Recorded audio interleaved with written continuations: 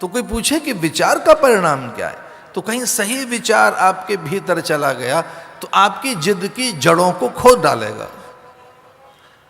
आपकी जो जिद की जड़ है, जो आपके भीतर में आग्रह है, कहीं आप में कोई बहुत गहरे जो एक मान्यताएं हैं जो हमने मान रखी हैं, उन मान्यताओं पर प्रहार करता है विचार। शास्त्र कहता है कि आपकी क्या मान्यताएं आप जानें, पर एक मान्यता आपकी सही नहीं है। शास्त्र ऐसा कहता है कि आपकी सारी मान्यताएं कितनी गलत है इस पर ज्यादा चर्चा नहीं, पर शास्त्र एक मान्यता पर विचार करते हुए कहता है कि एक मान्यता आपकी गलत है। वो कौन सी? वो ये कि मैं यही हूं। देह को सच मानना, देह को स्वयं मानना, देह कोई अपना मानना, देह कोई जीवन मानना, देह कोई आत्म मानना, और इसे सनातन, शाश्वत, समीचीन, सार्वभौम, नित्य और अविनाशी मानना एक बड़ी मान्यता है जो सही नहीं है। शास्त्र कहता है आपकी ये मान्यता सही नहीं है कि यही एक आप हैं। जो देह अध्यास के कारण हमारी मान्यता बनी है कि मैं ही देह हूं, ये मान्यता सही नहीं है। तो ठीक विचार करने के बाद देह में मन, बुद्धि, चित्त, चेतना, गति, मति, गुण, धर्म, प्रकृति और आप में एक अंतर तो खड़ा होता है। एक अलग अलग आप में लेयर्स फिर दिखाई देती हैं। अच्छा, ये मन है, ये बुद्धि है, ये चित्त चेतना है, ये मुझ में गुणों का प्रवाह है। अगर किसी में कुछ आवेश दिखाई दे रहा है, कुछ उत्तेजना दिख रही है, इसका सीधा अर्थ है कि तमोगुण का एक प्रचंड प्रवाह है। कभी कल्पना करो किसी को आप उत्तेजित देखें, तो जो उत्तेजना है उसके मूल में वो उसकी स्वभावगत उत्तेजना नहीं है। व्यक्ति उत्तेजित नहीं होना चाहता, कभी नहीं, वो तो शांत है। व्यक्ति तो स्वभावतः आनंद स्वरूप है। लेकिन अगर कहीं उत्तेजना है, भ्रम, भय है, गहरा संशय है, पलायन और चुप्पी है, अश्रद्धा और जड़ता है, भीतर में कहीं खुद से ही रूठा बैठा है। ये बहुत कोई जरूरी नहीं कि आप दूसरों से रूठ कर बैठे हो। कई बार तो आदमी अपने से रूठा बैठा होता है, अपने से, अपने कोई नकार कर बैठा है। अपने को नकारने का अर्थ है अच्छे अवसरों से हाथ धो बैठना, उनका लाभ न लेना, अपने श्रम साधन का, अपनी योग्यता पात्रता का, अपने शील संयम सदाचार का, अपने ज्ञान और स्वयं का लाभ न लेना। ये रूठना ही तो है अपने से, और क्या है? कि हमें कुछ नहीं करना है, हमको कुछ करना ही नहीं है।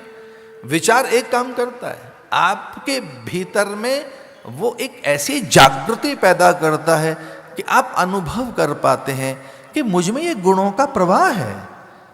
जो मुझ में आवेश था गुण के कारण है, तमोगुण के कारण, और प्रदर्शन की प्रियता आप में जग जाए कि लोग आपकी सब चीजों की प्रशंसा करें, इसका अर्थ है रजोगुण का प्रवाह है। वो एक छुअन रजोगुण की आपकी चेतना को बार बार, कोई रजोगुण आपकी चेतना को बार बार छूता है, तब आपके भीतर में प्रदर्शन की प्रियता जगती है, आत्ममुग्धता जगती है। फिर बार बार आप ही, अब कई तरीके की चीजें आ गई हैं, आप अपने चित्र देखते रहो, मुग्ध होते रहो, अपने को ही देखते रहो, अपना ही समझते रहो। कितना याचक हो गया आदमी महाराज, कल्पना तो करके देखो कितना दैन्य है कि कितने लोगों ने मुझे आज स्वीकार किया है, कितने लोगों ने आज मुझे चाहा है। चाहत की भूख तो देखो कितनी है। वो लाइक और डिसलाइक क्या है मैं नहीं जानता, वो चाहती तो है कि कितने लोग आपको स्वीकार कर रहे हैं। रजोगुण की जब प्रचंडता होगी तब आपके भीतर प्रदर्शन की प्रियता जगेगी, आत्ममुग्धता आएगी, और उसका एक बड़ा, उसका एक, सच मानिए, एक बड़ा लाभ जो आपको मिल सकता था, आप उससे वंचित रहते हैं। हानि क्या खड़ी होती है कि आत्ममुग्धता में एक आवरण खड़ा होता है कि मैं श्रेष्ठ हूं, मैं सही हूं, मैं तो समर्थ हूं, मैं तो सुंदर हूं, चतुर हूं, विज्ञ हूं, सुजान हूं, गुणी हूं, ज्ञानी हूं। और रजोगुण में एक चीज और देखी हमने कि आप अपनी रुचि और विचारों की प्रधानता के लिए दूसरों को अधीन करना चाहते हैं। आपकी जो रुचि है उसके लोग अधीन बने, आपको समर्थन दें, आपके प्रति उनमें स्वीकृति जगे। ये रजोगुण का प्रभाव है। तो जब रजोगुण जगता है तब प्रदर्शन की प्रियता पैदा होती है। अच्छा, एक तीसरी चीज और है, सत्वगुण। जब सत्वगुण जगता है आप सहज हो जाते हैं, शांत हो जाते हैं। स्पर्धा अच्छी चीज है, दौड़ना बहुत अच्छी चीज है, लेकिन एक स्वस्थ स्पर्धा में आकर आप खड़े हो जाते हैं। स्वस्थ स्पर्धा में चूहों ने कभी ऐसे शिकायत की होगी कि इन्हें भूख लग रही है तो कहते हैं हम दौड़ रहे हैं भीतर। आदमी अपने अर्थ सुख सम्मान सौंदर्य सत्ता के लिए दौड़ रहा है तो कहता है ये चूहा दौड़ है, दौड़ खुद रहा है आदमी। हमने किस तरह से प्रतीक बनाया, चूहा दौड़, दौड़ तो हम रहे। ध्यान दीजिए, आहार शुद्धि, सत्व शुद्धि, अभयम सत्व संशुद्धि। तो कोई शास्त्र के निकट जाकर पूछे कि विचार क्या दिया शास्त्र ने, तो कहता है आहार ठीक करिए, विचार ठीक करिए, व्यवहार ठीक करिए, अपने अंतःकरण को ठीक करिए, और ये आप में सत्व की वृद्धि होगी। और जब कहीं सत्व गुण आपकी चेतना को छूता है, या जब आप में सत्व का प्रसार होता है, कहीं सत्व गुण आपका जग गया होता है, तब आप में औदार्य, पवित्रता, प्रेम, शांति, सहिष्णुता, समरसता और दूसरों के आदर करने के भाव जगते हैं। सत्वगुण का एक सीधा प्रभाव यह है, उसकी छुअन का परिणाम यह है कि आप दूसरों के दोष नहीं देख रहे होते उस समय।